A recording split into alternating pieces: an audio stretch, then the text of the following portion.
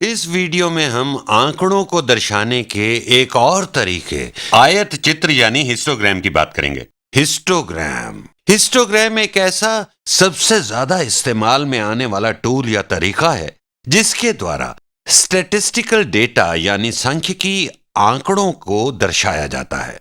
हम देखेंगे किसी डेटा के लिए आयत चित्र कैसे बनाते हैं। उम्मीद है आपको आसानी से यह समझ में आ जाएगा। मेरे पास ये डेटा है जिसे मैं हिस्टोग्राम के माध्यम से दिखाऊंगा। सबसे पहले हम यहाँ प्रत्येक संख्या की आवृत्ति यानी फ्रीक्वेंसी देखेंगे और ऐसा करने के लिए मैं इन नंबर्स को यहाँ लिखता हूँ। इन्हें अलग अलग कॉलम्स में लिखकर इन्हें वर्गीकृत कर देंगे। तो पहले लेते हैं एक को लिख देते हैं यहाँ, और फिर है मेरे पास 4, तो 2 और 3 के लिए जगह छोड़ देते हैं, यहाँ लिखते हैं 4, फिर है 2 और है 1, इस 1 को हम ऊपर रख देते हैं इस 1 के, फिर है 0, इसे 1 की बाईं ओर रखते हैं। मैं इन्हें ऑर्डर में यानी क्रमबद्ध रखना चाहता हूं। ये है 2, 1 और 2, इसे पहले वाले 2 के ऊपर रखते हैं। एक और 1 है, इसे पहले वाले 1 के ऊपर रखते हैं। एक और 0 है यहाँ पर, इसे यहाँ रखते हैं। ये है 1, फिर यहाँ है 2, ये 1, 2 और है 0 0 0 0, 2 बार 2 है यहाँ, 2 हैं, 1 3 है यहाँ पर, तो यहाँ लिखते हैं 3, 2 बार 1 फिर से है, 1 और 3, और यहाँ 1 6 है, तो 5 नहीं है, और फिर 1 है 6, इस स्थान की यहाँ जरूरत नहीं है, परंतु यहाँ पर मैंने लिखा है। मैंने इन संख्याओं को दोबारा लिखा है और इन्हें वर्गीकृत यानी कैटेगरी में बांध दिया है। अब इन संख्याओं की हम गिनती करेंगे कि प्रत्येक की कुल संख्या क्या है। तो मतलब यह है कि हमें प्रत्येक संख्या की आवृत्ति यानी फ्रीक्वेंसी देखनी है। तो यहां पर है ये 1 2 3 4 जीरोस हैं, और ये है 1 2 3 4 5 6 7 1 हैं, और ये है 1 2 3 4 5 2 हैं। इसी प्रकार 1 2 3 है, 1 4 है और 1 6 है। तो हम इस प्रकार इन्हें लिख लेते हैं। यहां हम लिखते हैं ये संख्या द नंबर, और यहां उस संख्या की आवृत्ति यानी फ्रीक्वेंसी यानी आवृत्ति। तो संख्याएं हैं 0 1 2 3 4, यहां हम 5 भी लिख सकते हैं, हालांकि 5 की फ्रीक्वेंसी 0 है, और है हमारे पास 6।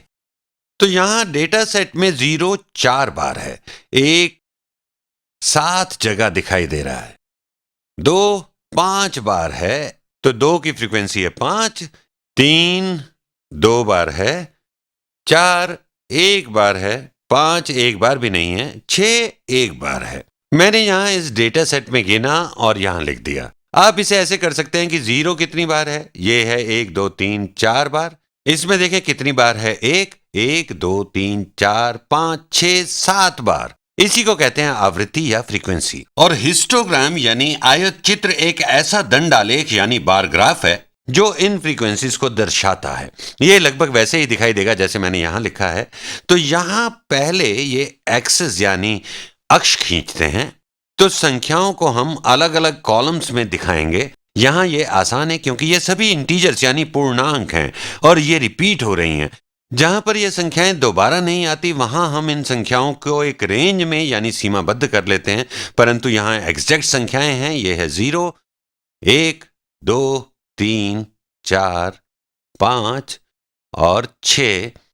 ये वो संख्याएं हैं जो यहां हैं, और वर्टिकल एक्सिस यानी क्षैतिज अक्ष पर हम फ्रीक्वेंसीज दर्शाएंगे 1 2 3 4 5 6 7। तो ये हैं 7 6 5 4 3 2 1। तो 0 मिला 4 बार, तो अब हम यहां बार ग्राफ बनाएंगे। तो 0 मिला 4 बार, इसे इस तरह दर्शाएंगे। 0 यहां देखिए 4 बार है, यहां हमने गिना था। 1 मिला था 7 बार, ये यहां देखा था हमने, ये यहां देखा था हमने। तो यहां बार्स यानी आलेख खींचते हैं ऐसे, 1 7 बार दिखाएंगे ऐसे। मैं इसे थोड़ा सीधा बनाता हूं। 1 की फ्रीक्वेंसी 7 है, ये दर्शा दिया 1 को। तो 2 इसके लिए दूसरा रंग लेता हूं। 2 है, यहां 5 बार। बार ग्राफ बनाएंगे, यहां 5 तक जाएंगे। True shows up to 5 times. 3 है, यहां 2 बार। ये हो गया 2 बार। 1 3 दूसरा 3। 4 मिला था, 1 बार यहां। 4 हो गया 1 बार। 5 तो है ही नहीं, तो यहां कुछ करने की जरूरत ही नहीं है। और अंत में 6 मिला 1 बार। तो यहां 6 को भी 1 तक ऐसे दिखाएंगे हम। तो ये जो मैंने यहां खींचा है, ये है आयत चित्र यानी हिस्टोग्राम। इसे हिस्टोग्राम कहते हैं, जो बहुत ही सरल तरीका है। पहले आप इन संख्याओं की फ्रीक्वेंसी ज्ञात करें और प्रत्येक संख्या की फ्रीक्वेंसी इस तरह दर्शाएं, तो यह बनेगा एक हिस्टोग्राम यानी आयत चित्र।